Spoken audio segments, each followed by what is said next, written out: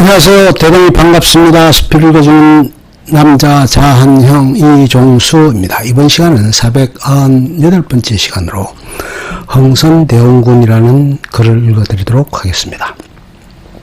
흥선대원군. 대한제국기 제1대 고종의 아버지로 흥선대원군에 보계신 왕족 정치인.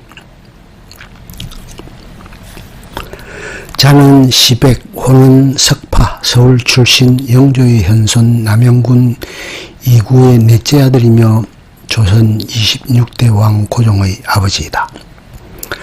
세관에서는 대원이 대감이라 불렸다. 12세의 어머니를 17세의 아버지를 예인 뒤 사고 무친의 낙박 왕손으로 불우한 청년기를 보냈다. 21세가 된 1841년 헌종 7년 흥선정이 되었고 1843년 흥선군으로 봉해졌다. 1846년 수령 천정 도감의 대종관이 된 뒤 정친부의 유사당상 오이도총부 도총관 등 한직을 지내면서 안동 김씨의 세도정치하에서 불우한 처지에 있었다. 철종 때에는 안동 김씨가 세도를 잡고 왕실과 종친의 갖가지 통제와 위협을 가하였다. 때문에 호신책으로 천하장안이라 불리는 시정의 무례한 전의연, 하정일, 장승규, 안필주와 어울려 파랗고 생활을 하였다. 또 안동 김씨 가문을 찾아다니며 구걸도 스슴지 않아 궁도령이라는 비웃음을 사기도 하였다.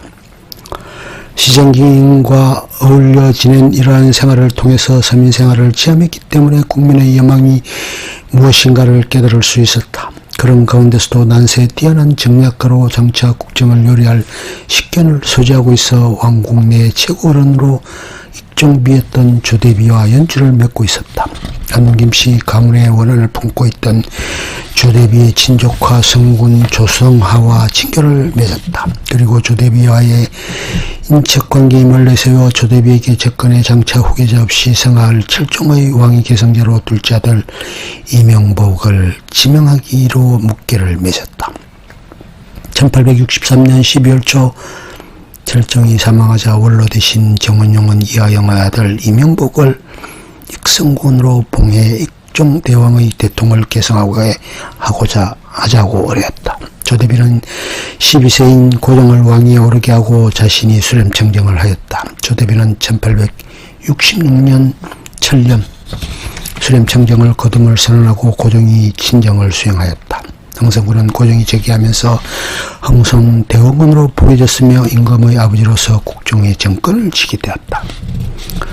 명성황후와의 대립과 정치적 격변, 척족의 세도를 봉쇄하고자 부대부인 민씨의 청구로 영락한 양반 여흥민씨 집안에서 고종의 비를 맞아야 했다.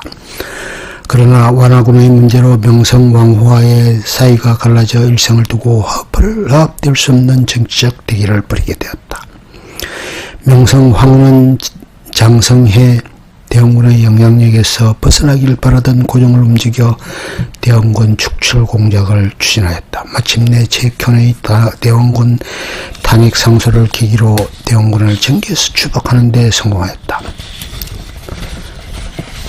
1873년 11월 창덕궁의 대원군 전용문을 사전 양해 없이 왕명으로 폐쇄해 하야하지 않을 수 없었다. 하야 후 양주 고동골에로 응거했지만 대원군의 정권에 대한 집념과 명성황후에 대한 감정을 격렬하였다. 그 뒤 기회 있을 때마다 정계로의 복귀를 꾀해 무리를 빚었다. 1881년 조선 책략의 반포를 계기로 민씨 척족 정부의 개화 시책을 비난하는 전국 유림의 척사 상소운동이 격렬히 전개되었다. 이때 대원군은 자신의 서장자 이재선을 옹립해 재집권을 꾀하는 안기영의 국왕 폐립 업무에도 관여하였다. 1882년 이모군란 때에는 봉양미 문제로 도봉소 사건을 일으킨 남병이 운영궁으로 몰려와 전국 개입을 요청하자 이끌에 사퇴 수습을 왕명으로 위임받고 궁궐로에서 피신하여 나간 명성황후의 사망을 공포하고 재집권하였다.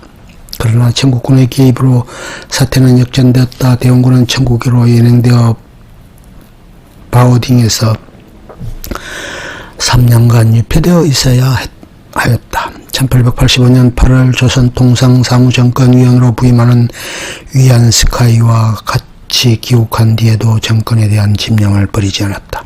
민시정부가 조르조약을 체결한 뒤 러시아와 가까워지게 되다 1886년 불평을 품은 위안스카이와 결탁해 1887년 둘째 아들 이재황을 옹립하고 재집권하려고 시도하다 실패하였다. 1894년 동학농민운동이 벌어지자 동학 세력과 통하기도 하였다. 청일전쟁을 앞두고 일본은 조선에서의 정치적 세력을 키우자 내정개혁을 강요하며 온갖 개화 세력과 손잡고 가부개혁을 일으켰다. 이때 일본은 대원군을 궁중으로 영입해 국왕으로부터 궁극 기물을 총괄하도록 위임받게 하였다. 그러나 일본이 바라는 것과 달리 자신의 정치 소신을 피력하자 대원군을 은퇴시키고 김홍집 내각을 중심으로 경장사업을 추진하였다. 1895년 정부는 대원군의 행동을 제약하는 대원군 존봉의절을 제정해 대소신민과의 접촉을 제한하는 하고 외국 사신들과도 정부관은 입회하에서 만나도록 조치하였다. 유폐 생활을 강요당하던 대원군이 다시 궁중에 나타나 오랜 정적 명성황후의 최후를 보게 되는 것은 을비사면 때의 일이다. 삼국간섭 이후 칠러 노선을 취하게 되는 민씨와 칠러 정객의 득세로 조선에서의 일본 영향권은 약화되었다. 일본은 이를 무력으로 만회하고자 정치 낭인들과 일본 병을 동원해 궁중을 습격하였다. 이때 일본 공사 미우라는 이꼴의 명색을 꾸미기 위해 응거 중이던 그를 받들고 경복궁으로 쳐들어가 명성황후를 살해하였다. 일본은 친일내각을 세우고 대원군의 위세를 빌어 만행을 은폐하고자 했다. 그러나 러시아의 기민한 반격으로 국왕이 러시아 공간으로 이어하는 아간파천이 단행되고 곧바로 칠러정부가 들어서자 대원군은 양주 고등골로 돌아와 다시 연가했다. 죽은 뒤 부대 부인 민씨와 더불어 공덕리에 안장되었다. 대원군은 안으로는 세도정치를 분쇄해 세력한 왕권을 다시 공고히 하며 밖으로 침략적 접근을 꾀하는 외세에 대적할 실력을 키워 조선을 중흥할 혁신정책을 강력히 추진하였다.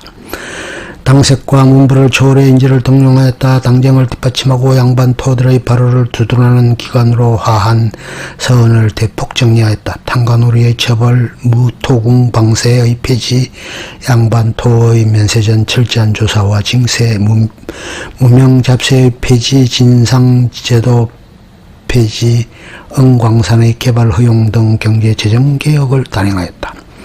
또한 군부제를 호부제라는 균일세로 개혁해 양반도 세부담을 지도록 하였다. 사회학습 개량에 힘쓰고 복식을 간소화하였으며 사치를 금하였다.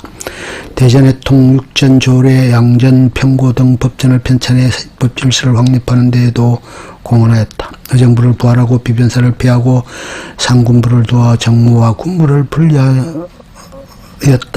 왕권의 위험을 드러내고자 경복궁 중건의 대역사를 착수하였다. 이를 위해 원납전을 징수하고 문세를 거두었다. 소유자에 관계없이 전투에서 거목, 거석을 징발하고 영역을 부담시켜 국민의 원성을 사기도 하였다. 이처럼 민심수습을 위한 대출척 당정의 본고지 정리, 국가재정의 질서 확립, 경제개혁과 행정개혁 등을 실시하여 세도 정치의 폐해를 바로잡는 데 큰 공을 세웠다.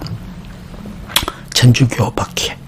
그러나 경복궁 중수의 강행과 더불어 천주교도 박해는 대원군의 정치 생명에 타격을 주었다. 한때 천주교도들이 건의한 제2의 방화책을 흥미를 가지고 천주교도와의 재윤을 기한 일도 있었다. 그러나 도리어 정적들에게 이용되어 정치적 생명을 위협받게 될 것을 염려하여 전도교도 박해령을 내려 전후 6년간 1866년부터 72년에 걸쳐 8천여 명의 천주교도를 학살하는 대박해를 감행하였다. 프랑스 천주교도를 학살을 구실로 침공을 시도한 병인 양요와 저너럴 셔먼호 사건을 구실로 개국을 강요한 미국의 군사적 도전을 강력한 지도력으로 극복하였다. 이것으로 일단 구미열강의 식민주의적 침략을 극복했으나 세국의 강화는 결과적으로 조선왕정의 세계사와의 합류를 지연시켜 근대화의 길로 길을 지연시켰다. 남달리 정권에 집착해 명성황후와 대립했던 생애 후반에는 정치 노선이 변화무쌍했으나 고종초 10년간 집정은 정직한 성격과 과감한 개혁정치로 내치의 실적을 올렸다. 또 서구 세력의 침략적 접근에서 민족을 수호할 수 있었다. 그러나 국제정세와 세계사 대세의 어두운 나머지 근대사의 흐름에 능동적으로 대응하지 못해 근대국가로의 전환을 실현하지 못하였다. 서화에도 능했으며 특히 난초를 잘 거렸다. 끝. 좋으면 좋아요, 구독, 알림 설정 눌러주세요. 감사합니다.